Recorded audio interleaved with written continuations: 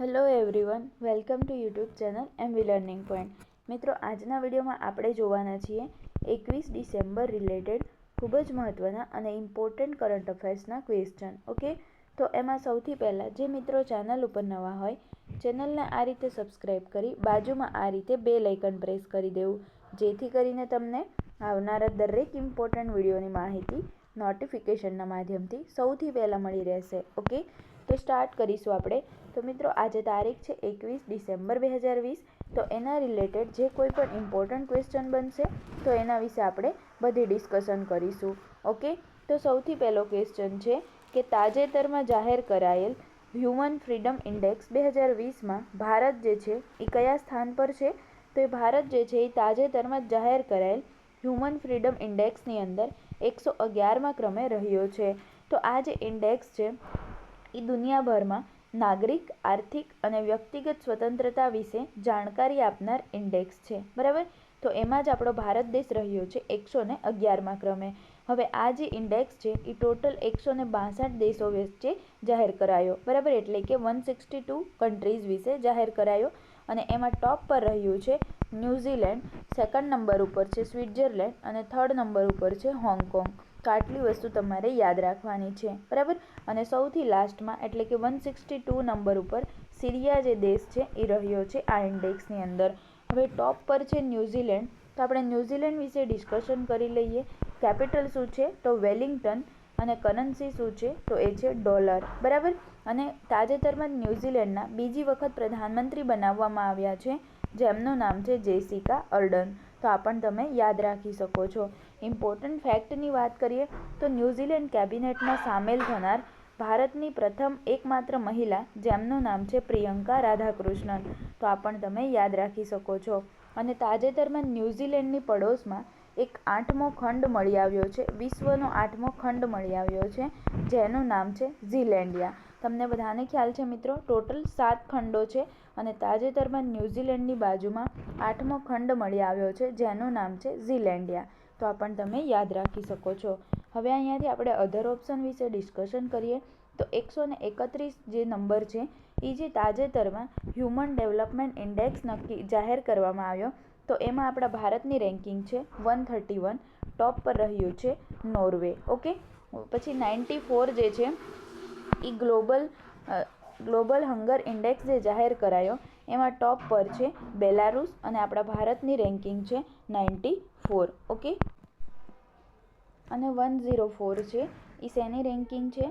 તો જે FIFA ranking જાહેર કરાઈ, બરાબર, એ નવી રેન્કિંગમાં આપણા ભારતનો રેન્ક છે 104 અને ટોપ પર રહ્યો છે બેલ્જિયમ. તો આ રેન્કિંગ રિલેટેડ ક્વેશ્ચન પણ ઇમ્પોર્ટન્ટ હોય છે મિત્રો, એટલા માટે તમારે અહીંયાથી યાદ રાખવું પડશે. ઓકે, નેક્સ્ટ આપણે જોઈએ કે પેટા ઇન્ડિયા દ્વારા કયા અભિનેતાને 2020ના હોટેસ્ટ વેજીટેરિયન સેલિબ્રિટી ટ્રોફીથી સન્માનિત કરવામાં આવ્યા છે? મિત્રો, પેટા, આના વિશે આપણે આગળ પણ વાત કરેલી છે. જેમ કે પેટા જે છે એ એક જાનવરોના હિત માટે કામ કરનારી સંસ્થા છે. બરાબર, અને એમના દ્વારા થોડા સમય પહેલાં જ જે ઓરિસ્સાના મુખ્યમંત્રી છે નવીન પટનાયક, એને પણ હીરો ટુ એનિમલ નામના એવોર્ડથી સન્માનિત કરવામાં આવ્યા હતા. અને તાજેતરમાં આ જ પેટા દ્વારા 2020ના જે હોટેસ્ટ વેજીટેરિયન સેલિબ્રિટી ટ્રોફી જે છે એના દ્વારા સોનુ સૂદને સન્માનિત કરવામાં આવ્યા છે. સોનુ સૂદ તમે બધા ઓળખો જ છો. સોનુ સૂદ જે એક ફેમસ બોલિવૂડ એક્ટર છે. બરાબર, તો જે કોરોના કાળમાં લોકોની મદદ કરી હતી એના કારણે એક નવી ઓળખ બનાવી લીધી છે સોનુ સૂદે. અને તાજેતરમાં જ સોનુ સૂદને પંજાબના સ્ટેટ આઇકન તરીકે પણ નિયુક્તિ કરવામાં આવી છે.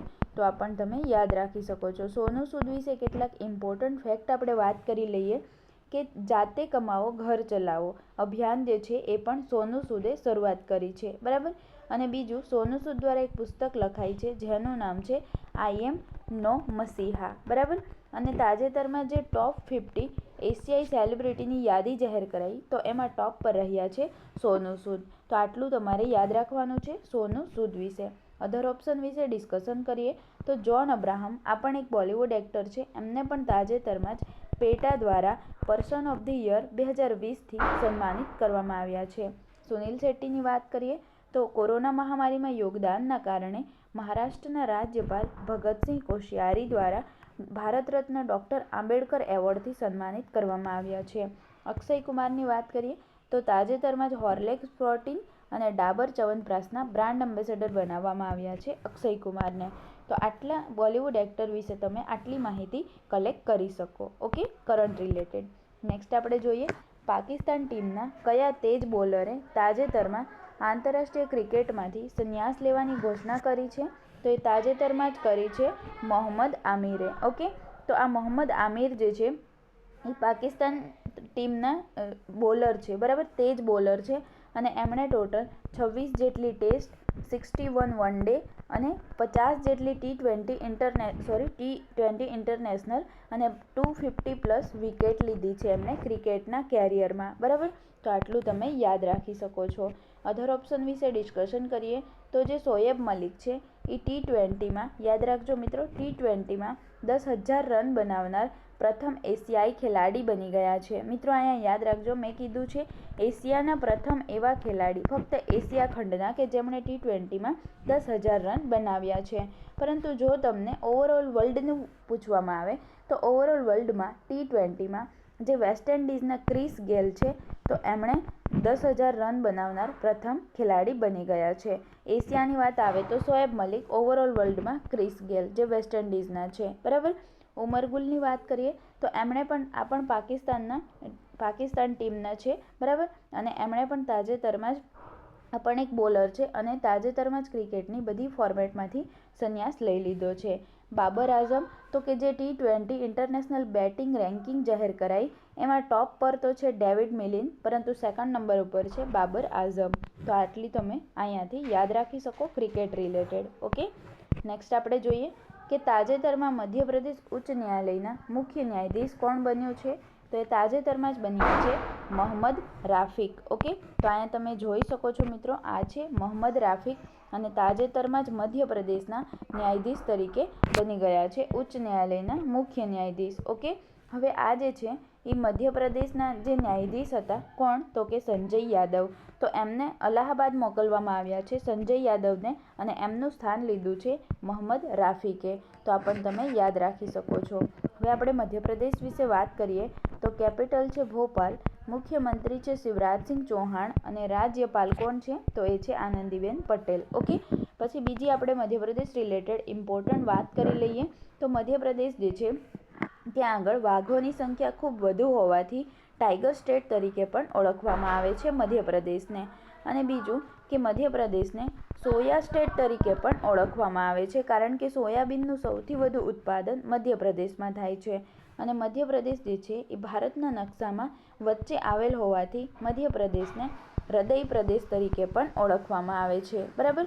અને તાજેતરમાં જ યુનેસ્કો દ્વારા વર્લ્ડ હેરિટેજ સાઇટમાં મધ્યપ્રદેશના 2 શહેરોને સમાવેશ કરવામાં આવ્યા છે, ગ્વાલિયર અને ઓરછા, બરાબર. આટલું તમારે યાદ રાખવાનું છે. અને સૌથી વધુ નેશનલ પાર્ક એટલે કે રાષ્ટ્રીય ઉદ્યાનોની સંખ્યા જે છે એ મધ્યપ્રદેશમાં છે. હવે અહીંયાથી 2 ઓપ્શન બચે છે, એના વિશે ડિસ્કશન કરીએ. એની પહેલાં જાણી લઈએ મધ્યપ્રદેશના ઇમ્પોર્ટન્ટ અભિયાન વિશે. તો મધ્યપ્રદેશ દ્વારા એક તો છે કિલ કોરોના અભિયાન, બીજું છે રોકો ટોકો અભિયાન, પછી છે એક માસ્ક અને એક જિંદગી, બરાબર. તો આ જે છે અભિયાન એ મધ્યપ્રદેશ દ્વારા શરૂ કરવામાં આવ્યા છે. અને મધ્યપ્રદેશ દ્વારા ગાયોના સંરક્ષણ માટે ગૌ કેબિનેટની રચના પણ કરવામાં આવી છે. અને ગાયો ઉપર ટેક્સ લગાવનાર ભારતનું પ્રથમ રાજ્ય પણ મધ્યપ્રદેશ બની ગયું છે. હવે વાત કરીએ આપણે અધર ઓપ્શન વિશે. તો જે એસ મુરલીધર છે એ ઓડિશા ઉચ્ચ ન્યાયાલયના મુખ્ય ન્યાયાધીશ છે, બરાબર. તો એસ મુરલીધર છે એમની પણ નિયુક્તિ તાજેતરમાં જ કરવામાં આવી છે ઓડિશા ઉચ્ચ ન્યાયાલયના મુખ્ય ન્યાયાધીશ તરીકે, બરાબર. હિમા કોહલીની વાત કરીએ તો જે તેલંગાણા રાજ્ય છે તો આ તેલંગાણા રાજ્યના ઉચ્ચ ન્યાયાલયના મુખ્ય ન્યાયાધીશ તરીકે બનાવવામાં આવ્યા છે અને તેલંગાણા ઉચ્ચ ન્યાયાલયના પ્રથમ મહિલા મુખ્ય ન્યાયાધીશ પણ બની ગયા છે હિમા કોહલી. તો આ પણ તમે યાદ રાખી શકો છો. ઓકે, હવે આપણે જોઈએ નેક્સ્ટ ક્વેશ્ચન. તો નેક્સ્ટ છે કે તાજેતરમાં NHAIના ચેરમેનનો કાર્યકાળ વધારવામાં આવ્યો છે, તેમનું નામ શું છે? તો એમનું નામ છે સુખબીર સિંહ સિંધુ, બરાબર. તો આ જે સુખબીર સિંહ સિંધુ છે એ આ જે NHAIના ચેરમેન છે અને એમનો કાર્યકાળ તાજેતરમાં જ 6 મહિના સુધી એટલે કે આવનારા 6 મહિના સુધી વધારી દેવામાં આવ્યો છે. NHAI એટલે કે national highway authority of India, બરાબર. તો આની સ્થાપના ક્યારે થઈ હતી? 1988માં હેડક્વાર્ટર આવેલું છે નવી દિલ્હી ખાતે. ઓકે. અને આ જે સુખબીર સિંહ સિંધુ છે 1988 બેચના IAS ઓફિસર પણ રહી ચૂક્યા છે, બરાબર. તો આ પણ તમે યાદ રાખી શકો છો. કાર્યકાળ વધારવાની વાત છે તો અધર ઓપ્શનને આપણે રિલેટ કરી શકશું કે જી સતીશ રેડ્ડી કોણ છે? DRDOના ચેરમેન છે. એમનો કાર્યકાળ પણ 2 વર્ષ માટે વધારી દેવામાં આવ્યો છે. કે વેણુગોપાલ તો ભારતના એટર્ની જનરલ છે. યાદ રાખજો મિત્રો, ભારતના એટર્ની જનરલ છે અને આવનારા 1 વર્ષ માટે એમનો કાર્યકાળ પણ વધારી દેવામાં આવ્યો છે. તુષાર મહેતા તો સોલિસિટર જનરલ છે, જેમનો કાર્યકાળ 3 વર્ષ માટે વધારવામાં આવ્યો છે. તો આટલી વસ્તુ તમે અહીંયાથી કવર કરી શકો, કોણ કોનું અધ્યક્ષ છે, બરાબર. તો આટલું તમારે યાદ રાખવાનું છે. અહીંયા તમે જોઈ શકો છો મિત્રો, આ છે સુખબીર સિંહ સિંધુ અને એમનો જ કાર્યકાળ NHAIના અધ્યક્ષ તરીકેનો જે કાર્યકાળ છે એ આવનારા 6 મહિના માટે વધારી દેવામાં આવ્યો છે. ઓકે. નેક્સ્ટ આપણે જોઈએ, તાજેતરમાં ભારત સરકારે દેશમાં નિર્મિત ઉત્પાદનોની ગુણવત્તાને વધારવા માટે કયા મિશનની શરૂઆત કરશે? ઓકે, અહીંયા શરૂઆત આવશે, બરાબર. શરૂઆત કરશે તો એ બ્રાન્ડ ઇન્ડિયાની શરૂઆત કરશે. હવે નામ ઉપરથી તમને ખ્યાલ આવી ગયો હશે મિત્રો કે ભારત સરકાર જે છે એની પાસે, તમને બધાને ખ્યાલ છે મિત્રો, ઇન્ડિયા જ એક એવું છે કે જેની પાસે કોઈ બ્રાન્ડિંગ નથી સરખી, બરાબર. ઉત્પાદન તો ઘણું થાય છે ભારતમાં, પરંતુ બ્રાન્ડ નથી હોતી પ્રોપર. જેમ કે ચીન પોતાની વસ્તુનું પ્રોપર બ્રાન્ડિંગ કરે છે, અમેરિકા પણ કરે છે, રશિયા પણ કરે છે, પરંતુ ભારત પાસે પ્રોપર બ્રાન્ડિંગ નથી હોતી. અને એટલા માટે ભારત જે છે એમણે ભારતમાં જેટલી પણ પ્રોડક્ટ બને છે એની પ્રોપર બ્રાન્ડિંગ કરવા માટે બ્રાન્ડ ઇન્ડિયાની શરૂઆત કરી છે ભારત સરકારે, બરાબર. તો આટલું તમારે યાદ રાખવાનું છે આ ક્વેશ્ચનમાંથી. નેક્સ્ટ આપણે જોઈએ, તાજેતરમાં ICC મહિલા વિશ્વ કપ 2022 જે છે એની અધ્યક્ષતા કોણ કરશે? તો પહેલાં તો અહીંયા યાદ રાખવાનું છે મિત્રો કે ICC મહિલા વિશ્વ કપ 2021માં આયોજિત થવાનો હતો, પરંતુ પોસ્ટપોન થયો છે અને હવે ક્યારે આયોજિત થશે? તો 2022માં, બરાબર. તો અહીંયાથી તમારે નોટ્સ કરવાનું છે. ઓકે. તો આ 2021 પોસ્ટપોન થયું અને હવે 2022માં આયોજિત થશે અને 2022માં પણ અધ્યક્ષતા કોણ કરશે? ન્યૂઝીલેન્ડ, બરાબર. તો આટલું તમારે યાદ રાખવાનું છે. બીજી વાત કરીએ ICCની. ICC એટલે કે ઇન્ટરનેશનલ ક્રિકેટ કાઉન્સિલ સ્થાપના થઈ હતી 1909માં. હેડક્વાર્ટર આવેલું છે દુબઈ UAEની અંદર. ઓકે. તો આટલું તમારે યાદ રાખવાનું. હવે આપણે અહીંયાથી અધર ઓપ્શન વિશે ડિસ્કશન કરીએ તો ભારત જે છે એ ICC મેન્સ વર્લ્ડ કપ 2023 જે છે એની અધ્યક્ષતા કરશે. ઓકે. શ્રીલંકા જે છે એ એશિયા કપ 2021 જે છે એની અધ્યક્ષતા કરશે. તો આટલી તમારે યાદ રાખવાની છે અધ્યક્ષતા રિલેટેડ ઇમ્પોર્ટન્ટ ક્વેશ્ચનની અંદર. ઓકે. નેક્સ્ટ આપણે જોઈએ કે તાજેતરમાં જ રોયલ બંગાળ ટાઈગર કયા દેશમાં સમુદ્ર તટથી 3165 મીટર ઊંચાઈ પર જોવામાં આવ્યો છે? તો એ તાજેતરમાં જ નેપાળમાં જોવામાં આવ્યો છે, બરાબર. તો આ જે રોયલ બેંગલ ટાઈગર હોય છે એ તમને ફક્ત જમીન પર જોવા મળે છે, પરંતુ પહેલી વખત એવું થયું છે કે સમુદ્ર તટથી 3165 મીટરની ઊંચાઈ પર જોવા મળ્યા છે, બરાબર. હવે આપણે વાત કરીએ રોયલ બેંગલ ટાઈગરની, તો એ તમને ક્યાં જોવા મળશે? તો સુંદરવન નેશનલ પાર્ક જે છે ત્યાં આગળ આ રોયલ બેંગલ ટાઈગર જોવા મળે છે. એના સિવાય એક જે બુક્સા નેશનલ પાર્ક છે ત્યાં પણ જોવા મળશે, બરાબર. તો હવે આ સુંદરવન ક્યાં આવેલું છે? તો એ આવેલ છે પશ્ચિમ બંગાળમાં, એટલે કે વેસ્ટ બેંગલમાં, જે આપણે ભારતમાં છે, બરાબર. હવે આપણે વાત કરી લઈએ નેપાળમાં જોવા મળ્યું છે. તો નેપાળ વિશે જાણીએ. કેપિટલ શું છે? કાઠમંડુ. કરન્સી શું છે? નેપાળી રૂપિયા. અને પ્રધાનમંત્રી છે KP શર્મા ઓલી. ઓકે. અને વાત કરીએ પ્રેસિડેન્ટની, તો એમનું નામ છે વિદ્યાદેવી ભંડારી. તો આટલું તમારે યાદ રાખવાનું છે. ઓકે. હવે આપણે વાત કરીએ નેક્સ્ટ ક્વેશ્ચનની કે તાજેતરમાં જ edtech startup class પ્લસના brand ambassador કોણ બન્યું છે? તો એ તાજેતરમાં જ બન્યા છે ક્રિકેટર સૌરવ ગાંગુલી, જે પૂર્વ ક્રિકેટર રહી ચૂક્યા છે, બરાબર. તો એડટેક સ્ટાર્ટઅપ ક્લાસ પ્લસ જે છે એના બ્રાન્ડ એમ્બેસેડર તો બન્યા જ છે. એની સાથે સાથે જે જિંદલ સાઉથ વેસ્ટ સિમેન્ટ જે છે એના બ્રાન્ડ એમ્બેસેડર પણ સૌરવ ગાંગુલી છે, બરાબર. અને જે ટોક્યો ઓલિમ્પિક આયોજિત થવાની છે 2021માં જાપાનની કેપિટલ ટોક્યોમાં જે ઓલિમ્પિક આયોજિત થવાની છે, તો એમાં ભારત તરફથી ગુડવિલ એમ્બેસેડર તરીકે પણ સૌરવ ગાંગુલીની નિયુક્તિ કરવામાં આવી છે. સૌરવ ગાંગુલી કોણ છે? તો BCCIના 39મા ક્રમના અધ્યક્ષ છે, બરાબર. તો આ પણ તમે યાદ રાખી શકો છો. બીજી વાત કરીએ તો જે બંગાળ પિયરલેસ હાઉસિંગ છે એના પણ બ્રાન્ડ એમ્બેસેડર છે સૌરવ ગાંગુલી. અધર ઓપ્શન વિશે ડિસ્કશન કરીએ તો સચિન તેંડુલકર જે છે એમને પેટીએમ ફર્સ્ટ ગેમ્સ જે છે એના બ્રાન્ડ એમ્બેસેડર બનાવવામાં આવ્યા છે. રોહિત શર્મા, તો કે રોહિત શર્મા જે છે એ ઓકલે તેમજ લા લીગા અને મેન્સ વેગા ટ્રીમિંગ જે છે એના બ્રાન્ડ એમ્બેસેડર બન્યા છે. અક્ષય કુમાર જે એક બોલિવૂડ એક્ટર છે મિત્રો, એમને તાજેતરમાં જ પગારબુ તેમજ ડાબર ચ્યવનપ્રાશના બ્રાન્ડ એમ્બેસેડર બનાવવામાં આવ્યા છે. તો આટલી વસ્તુ તમે અહીંયાથી યાદ રાખી શકો છો. ઓકે, નેક્સ્ટ આપણે જોઈએ. આજનો લાસ્ટ ક્વેશ્ચન છે, તાજેતરમાં કયા રાજ્યએ બેનરના ઉપયોગ પર પ્રતિબંધ મૂક્યો છે? તો એ તાજેતરમાં જ મૂક્યો છે નાગાલેન્ડ ગવર્મેન્ટે. ઓકે, તો બેનર એટલે શું? તો આ એક બેનર જે હોય છે એ પ્લાસ્ટિકના બને છે અને આ પ્લાસ્ટિક એવું હોય કે ક્યારેય પૂરું નથી થતું, એટલે કે ઓછું નથી થતું અને જો એને સળગાવવામાં આવે તો સૌથી વધારે પ્રદૂષણ કરે છે. એટલા માટે આ બેનર ઉપર પ્રતિબંધ મૂક્યો છે નાગાલેન્ડ ગવર્મેન્ટે.